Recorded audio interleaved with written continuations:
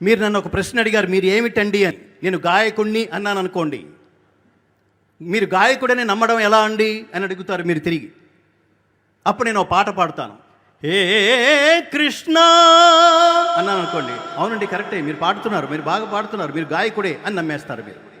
ఇప్పుడు నేను మిమ్మల్ని అడుగుతాను, మీరు హిందువులా అని అడిగారు, ఎస్ అన్నారు. మీరు ఎలా నిరూపించుకుంటారో చెప్పండి అని అడిగాను, ఏం చెప్తారో చెప్పండి. ఎంతమంది చెప్పగలరో చెప్పండి.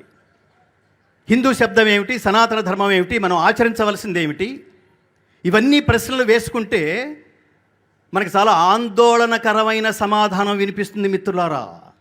నేను ఇందాక చెప్పాను, ప్రపంచంలో మిగతావన్నీ మతాలే, మతాలకు జాడ్యం ఉంది. అవేమిటంటే మీరు వేరు మేము వేరు అని చెప్పటం. రెండో మాట, మీరు చాలా లోయర్ లెవెల్లో ఎక్కడే ఉన్నారు, మీరు మేము పైన ఎక్కడో ఉన్నాం, అందుకని మీరు మాలో కలిసిపోండి, మీ తల్లిని వదిలేసి మా తల్లి దగ్గరకు వచ్చేయండి, మా తల్లే గొప్ప తల్లి.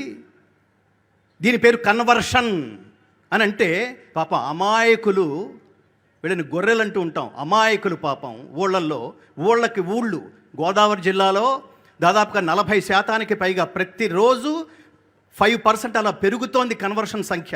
గుర్తుపెట్టుకోండి, కన్వర్షన్ అంటే అర్థం ఏమిటంటే తల్లిని మార్చడం. తల్లిని మార్చడానికి ఉద్యుక్తుడైన వాడు, తల్లిని మార్చడానికి సిద్ధపడేవాడు, ఇద్దరు దారుణమైన వాళ్ళు.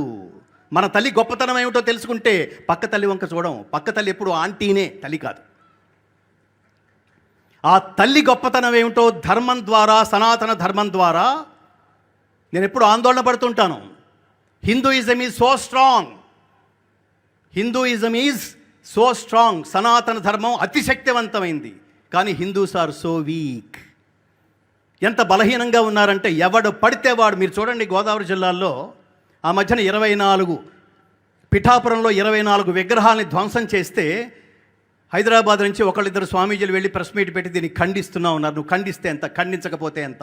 ఏం కాపాడుకుంటున్నాం మనం? బొట్టు తీసేస్తున్నాం, వెంకటేశ్వర స్వామి దగ్గరికి వెళ్తున్నాం, ఒక శ్లోకం వచ్చా నేర్చుకుంటున్నామా, పిల్లలకు నేర్పిస్తున్నామా?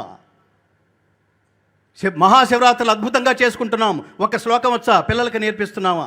ఏమీ లేకుండా దేవుడి దగ్గరికి వెళ్ళి ఏమి స్తుతిస్తాం మిత్రులారా, ఏమి స్తుతిస్తాం? నిన్ననే గీతా జయంతి అయింది.